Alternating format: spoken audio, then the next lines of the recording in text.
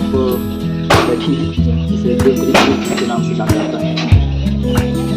लोगों के द्वारा सुना गया है कि राजा देवक हुआ करते थे यहाँ पर कभी, और उनकी एक लड़की थी जिसका नाम था देवकन्या, और उन्होंने अपने बिटिया का विवाह तीर्थराज प्रयाग के साथ में संपन्न करवाया। तो जब तीर्थों को तीर्थों में रहता है, स्वाभाविक है अपने देवी देवता यक्ष नाग सब लोग आए हुए थे। जब वो लोग यहाँ आए, शादी ब्याह सब संपन्न हो गया, उसके पश्चात जब जाने लगे बारात विदा होकर के, तो उन्होंने कहा कि हम लोग इतनी अच्छी जगह पर आए, बहुत अच्छा लगा हम लोगों को, तो हम यहाँ पर कुछ करके जाना चाहते हैं। तभी इससे पश्चिम में देवेश्वर मंदिर है, वो उसकी जो स्थापना हुई वो देवताओं के द्वारा हुई, तो इसलिए उसको देवेश्वर मतलब भगवान शिव का उन्होंने शिवलिंग बनाया, मंदिर बनाया और उनकी स्थापना की, विधिवत पूजन अर्चन किया और कहा कि हम अपनी ओर से आप लोगों को ये भेंट दे करके जा रहे हैं। तो राजा देवक की बेटी देवकली, जिसका विवाह प्रयागराज के साथ हुआ, देवताओं ने अवशेष के रूप में यहाँ पर मंदिर बना करके गए। और ये आपने देखा होगा एक कुंभ टाइप का बना हुआ है, कुंभ के आकार का बना हुआ है। तो बताते हैं, आपने नाम भी सुना होगा अर्जुन के वंश में, पांडवों के वंश में राजा हुए परीक्षित, बहुत अच्छे राजा थे। उनकी कलयुग से काफ़ी बातचीत हुई, और क्योंकि उनके रहते कलयुग का इतना प्रभाव नहीं फैल सकता था, इसलिए कलयुग ने षड्यंत्र के द्वारा उनको एक समीक ऋषि के द्वारा श्राप, समीक ऋषि के गले में मरा हुआ सर्प डाल दिया। उनके बेटे श्रृंगी को पता लगा, उन्होंने परीक्षित को श्राप दे दिया कि इत लंघित मर्यादा तक्षका सप्तमी है, आपकी आज के 7वें दिन तक्षक के काटने से मृत्यु हो जाएगी। ऐसा ही हुआ, 7वां दिन आया, तक्षक के काटने से परीक्षित की मृत्यु हो गई। उनके 4 बेटे थे, जिनमें से एक बेटा था उनका जन्मेजय। तो जो कुंड के आकार की आप जगह देखते हैं, तो यहाँ पर उन्होंने, क्योंकि उनके पिता की मृत्यु सर्प के काटने से हुई, तो उन्होंने संकल्प लिया कि मैं सर्प जाति को ही नहीं रहने दूंगा। तो उन्होंने सर्प विनाश यज्ञ किया। लगभग बहुत सारे सर्प मारे जा चुके यज्ञ में। अच्छे जो अच्छे महात्मा थे, अच्छे विचार के ऋषि महात्मा, वो सब लोग आए। उन्होंने कहा आपके वंश ने हमेशा मानव सभ्यता की प्रकृति की रक्षा की है और आप सर्पों का विनाश कर रहे हैं। तो उनको महाभारत की पूरी कथा सुनाई। उस कथा से प्रभावित होकर के उन्होंने यज्ञ को रोक दिया। मान्यता है आज भी श्रावण आ ही गया है, इसमें नागपंचमी तिथि पड़ती है। नागपंचमी के दिन यहाँ बहुत विशाल मेला लगता है और बताया जाता है कि यहाँ की जो मिट्टी है वो यदि आप अपने नागपंचमी के दिन लेकर के जाएं, और आपके यहाँ बहुत जगह ऐसा होता है सांप बहुत निकलते हैं, तो उस मिट्टी को आप अपने घर में डाल दीजिए तो सर्प निकलना बंद हो जाता है। नागपंचमी को बहुत भीड़ होती है, बहुत बड़ा मेला लगता है। तो एक इतिहास जो है इसका इस चीज़ से भी जुड़ा हुआ है। पहले केवल क्योंकि देवेश्वर मंदिर जो है देवताओं द्वारा स्थापित, तो यही था। फिर आज के तकरीबन 20 वर्ष पहले जो हमारे महंत जी प्रमोद जी और उनके गुरु पूज्य श्री नेपाली बाबा के नाम से लोग उनको जानते हैं, उनका पूरा नाम है श्री भवानी प्रसाद उपाध्याय। तो वो जो है यहाँ आए, उस समय जहाँ बैठी हैं, यहाँ इतना घना जंगल था कि यदि जानवर आते थे तो वापस जाना मुश्किल हो जाता था, बहुत घना जंगल था। फिर वो आए, मंदिर उधर था तो बहुत कम गिने चुने लोग अपना आते थे, भोजन पार करके चले जाते थे। फिर उन्होंने पूरे तीर्थ क्षेत्र की सफाई करवाई, गुरु जी ने जो नेपाली बाबा थे उन्होंने पूरे तीर्थ क्षेत्र की सफाई करवाई, अखंड रामायण का पाठ महीनों तक करवाया। तो सालों साल तक उनके अनुष्ठान चलते रहे ताकि लोग सनातन धर्म से जड़ से जुड़ सकें, ये उनका उद्देश्य था। फिर धीरे धीरे ईश्वर कृपा देवकली देश पूरा जो है साफ हुआ, इसकी साफ सफाई हुई, मेंटेनेंस हुई, सारी चीज़ें हुई। और उसके बाद क्योंकि ये जो हमारा क्षेत्र है तो ब्राह्मण तो हैं, अच्छे ब्राह्मण भी हैं, लेकिन जैसे बहुत कम ब्राह्मण ऐसे थे जो कर्मकांड के मामले में इतना अधिक उनको अच्छी जानकारी हो, ऐसे बहुत गिने चुने ब्राह्मण थे। तो गुरु जी के अंदर एक इच्छा हुई कि यहाँ पर एक गुरुकुल की स्थापना की जाए, जहाँ हम अच्छे आचार्य तैयार कर सके, अच्छे बच्चों को तैयार कर सके, जो विधिवत पूजन पाठ करा सके। इस उद्देश्य से उन्होंने यहाँ पर गुरुकुल की स्थापना की। 2002 में इसका निर्माण कार्य हुआ था और 2004 से ये गुरुकुल प्रारंभ हो गया।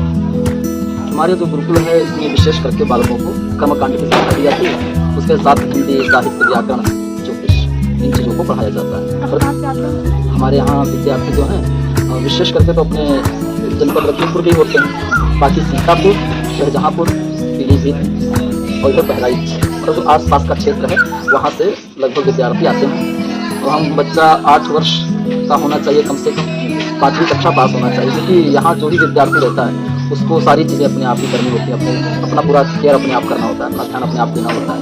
बाकी उनको सुविधाएं यहाँ रहने की चाय नाश्ता भोजन दोनों समय ये हमारे आश्रम के द्वारा ही होता है। और इसका कोई चार्ज वगैरह नहीं है?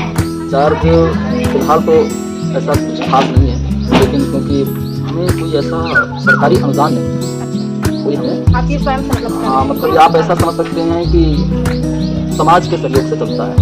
और समाज में भी जैसे मान लीजिए कुछ लोग ऐसे हैं जो बराबर सहयोग करते हैं, गिने चुने लोग। तो ये हुआ क्योंकि व्यवस्था को बनाए रखना है, तो जब बीच में काफ़ी जब गुरु जी का शरीर छूट गया, उसके बाद हमारे आदरणीय गुरु जी का जब शरीर छूट गया, उसके बाद से काफ़ी दिक्कतों का सामना करना पड़ा। जैसे आप समझ लीजिए जब परिवार का मुखिया न रहे तो क्या स्थिति होती है, कुछ समय के लिए तो स्थिति खराब हो ही जाती है, समझ भी जाती है। तो फिर हमने यहाँ पर 700 रुपये, पहले 500 थे, फिर 700 रुपये मासिक हमने रखा। इसमें भी आपको बता दें, अब आप सोचो 700 रुपये में रहना खाना पीना चाय नाश्ता कितना कठिन होता होगा, फिर भी लोग सहयोग करते हैं हम लोगों का। हम तो चाहते हैं कि हमें ये भी ना देना पड़े, इसको निःशुल्क कर दें। अच्छा, कभी गवर्नमेंट से आपने मतलब ऐसा नहीं कहा कि करेंगे आप? ये प्रयास तो सभी लोग हैं। प्रयास तो आश्रम के द्वारा जैसे मान लीजिए कुछ लोग आते रहते हैं, उनसे चर्चाएँ होती है, हम लोगों ने प्रयास भी किया, लेकिन अभी उस स्तर की कोई हमें सफलता नहीं मिली। सफलता हमको प्रयास आज भी कर रहे हैं। तो योगी जी की सरकार इतनी अच्छी, और वो योगी जी काम भी कर रहे हैं इन चीज़ों पर, लेकिन अब ये है कि विद्यार्थियों की संख्या हमारे पास इस समय 80 के ऊपर जा रही है, इसमें व्यस्तता भी बहुत रहती है। आप अपने विद्यार्थी बुलाएं। भैया के बाद विद्यार्थियों को बुला दीजिए। आज प्रतिपदा है, तो प्रतिपदा और अष्टमी, तो वैसे रविवार को छुट्टी होती है क्योंकि ये गुरुकुल पद्धति है सनातन धर्म की, तो इसमें प्रतिपदा और अष्टमी 2 दिन छुट्टी रहती है। आज प्रतिपदा है, कल गुरु पूर्णिमा थी। तो आज आए तो आप मिल गए हैं, वरना नहीं मिल रहे? नहीं व्यस्तता रहती है ज़्यादा, आपको फिर बहुत छुट्टी है तो इतनी जानकारी नहीं दे पाती है ना। हाँ जी जी, इतना समय थोड़ा कठिन होता हमारे लिए। सबसे पहले आप लोग बारी-बारी से अपना नाम बता दें। प्लीज बोलिए थोड़ा सा। आज मेरा नाम शिवा। अच्छा, आपकी उम्र क्या है? कब से आए यहाँ पे? 1 साल हो गया। अच्छा लग रहा है यहाँ पे? अच्छा, आपका? आप कितने साल के हो? कब से आए हो? 1 साल हो गया। आपको अच्छा लग रहा है? अच्छा, आप लोग?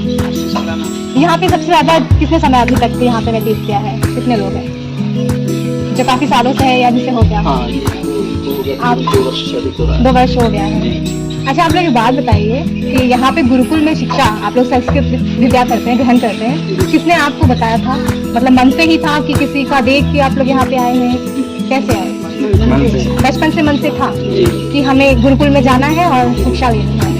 अच्छा, परिवार का था सपोर्ट आपको? परिवार वालों ने साथ दिया? अच्छा, कैसे शुरुआत की आपने कि हमें जाना है यहाँ पे? यही क्यों चुना? कहाँ से हैं आप? पीलीभीत से हैं आप? पीलीभीत में नहीं था ऐसा गुरुकुल वगैरह कुछ? यहाँ की जानकारी आपको कैसे मिली? दादा पढ़ते थे, अभी नहीं है? आप बेटा खरगांव से आए हो? आपको किसने बताया? भाई यहाँ है, पढ़ते थे, उन्होंने शिक्षा ले ली, फिर आपके मन में भी आया। अच्छा, मन नहीं करता है कि हम औरों की जैसे बने? ऐसे क्या करना चाहते हैं आप? कुछ सोचा होगा आप लोगों ने? क्या? हाँ, कर्मकांड करना चाहते हैं। कर्मकांड के बारे में कुछ जानते हैं? बताइए, कहाँ से स्टार्ट किया था आप लोगों ने? मतलब जब यहाँ आए थे तो सबसे पहले क्या पढ़ा था यहाँ पे? थोड़ा तेज बोलिए। अच्छा, उसके बाद में फिर? अच्छा, फिर और आसानी हुई? कोई कठिनाई ये तो नहीं लगा कि यहाँ की गलती की है? खुश हैं आप लोग? गुरु जी सब पढ़ाते हैं। अच्छा, और यहाँ की दिनचर्या वगैरह कैसी है आप लोगों की? 4:30 बजे उठते हैं, फिर जी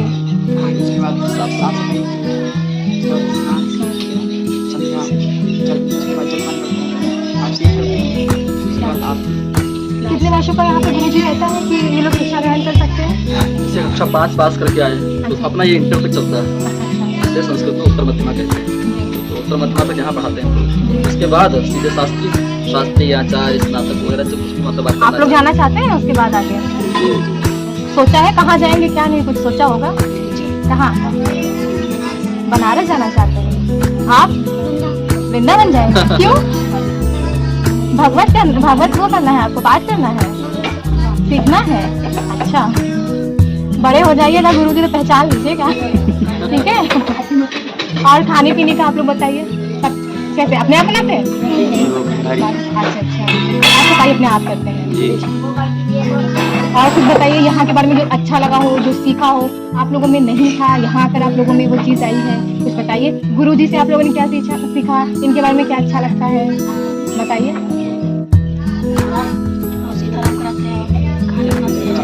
अच्छा, नहीं सुनाएंगे तो नहीं अच्छे लगेंगे।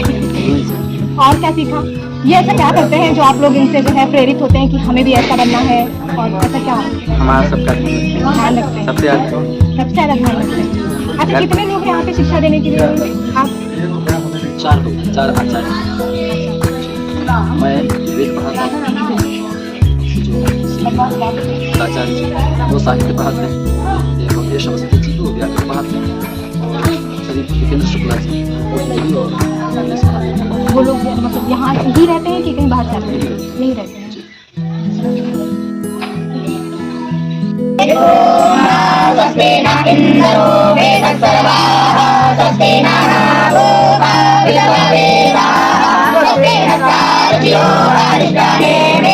Swasti no